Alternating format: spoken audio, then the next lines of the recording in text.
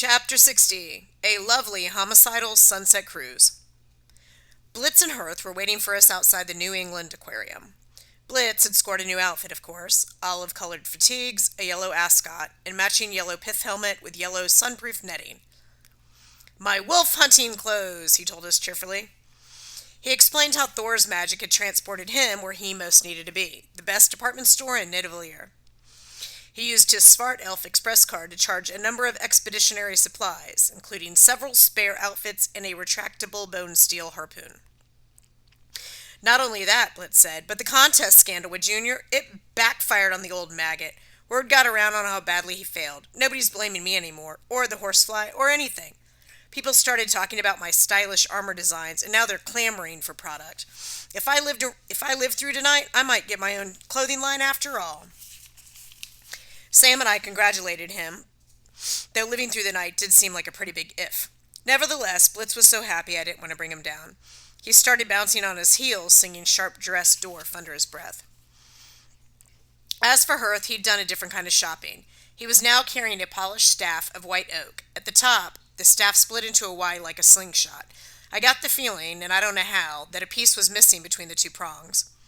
With the staff in hand, Heath looked like a proper sword and sorcery elf, except that he was still wearing black jeans, a leather jacket over a House of Blues t-shirt, and a candy-striped scarf. Hearth rested the staff in the crook of his arm and explained in signs how he ended up at Mimir's well. The capo had pronounced him full master of Alf Sadar, ready to use a sorcerer's staff. "Isn't that awesome?" Blitzen clapped him on his back. "I knew he could do it." Hearthstone pursed his lips. "I don't feel like a master."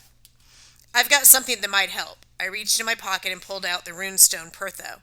"A couple hours ago, I had a conversation with Hel. She reminded me of everything I've lost." I told them about the half-zombie goddess had offered me. "Ugh, kid," Blitzen shook his head. "Here I've been going on about my new clothing line and you had to deal with her." "That's okay," I assured him. Strangely, it did feel okay. The thing is, when I appeared on Bunker Hill, I'd just used my sword to kill two giantesses. I should have passed out or died from exhaustion. I didn't. I think I know why. I turned the runestone between my fingers. The longer I'm with you guys, the easier it gets to use my sword or heal or do anything, really. I'm no magic expert, but I think, somehow, we're sharing the cost. I held out the rune for Hearthstone. "I know what it feels like to be an empty cup, to have everything taken away from you, but you're not alone. However much magic you need to use, it's okay. We've got you. We're your family." Hearth's eyes rimmed with green water. He signed to us, and this time I think he actually meant "I love you" and not "the giantesses are drunk." He took the rune and set it between the prongs of his new staff. The stone snapped into place the same way my pennant did on its chain. The symbol Pertho glowed with a gentle gold light. "My sign," he announced. "My family's sign." Blitzen sniffled. "I like that. A family of 4 empty cups." Sam wiped her eyes. "Suddenly I feel thirsty." "Alabas," I just said, "I nominate you for the role of annoying sister."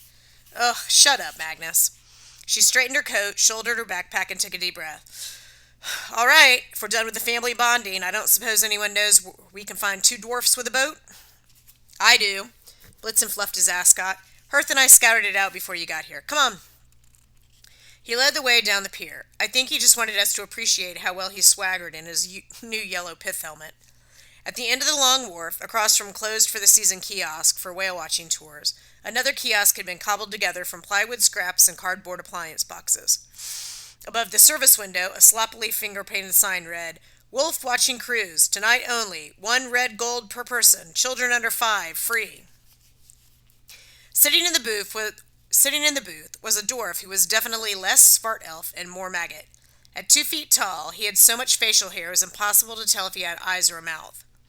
He was dressed in a yellow rain slicker and a captain's hat, which no doubt protected him from the dim daylight, and also made him look like the mascot for a gnomish lobster restaurant franchise. "Hello there," said the dwarf. "Folliar at your service. Care to take a cruise? Lovely wolf spotting weather."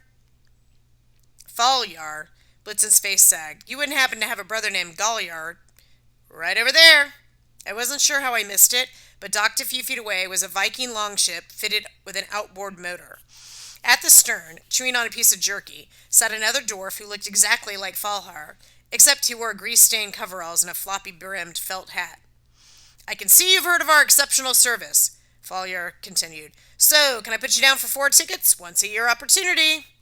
Excuse us a moment. Blitzen steered us out of earshot. Those are Folliar and Galliar, he whispered. They're notorious. Thor warned us, Sam said. We don't have much choice. I know, but Blitzen wrung his hands. Folliar and Galliar, ugh.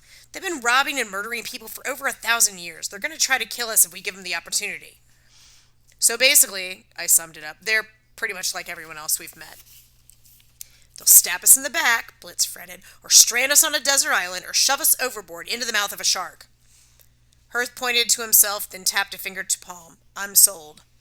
We marched back to the kiosk. I smiled at the homicidal lobster mascot. We'd love 4 tickets, please.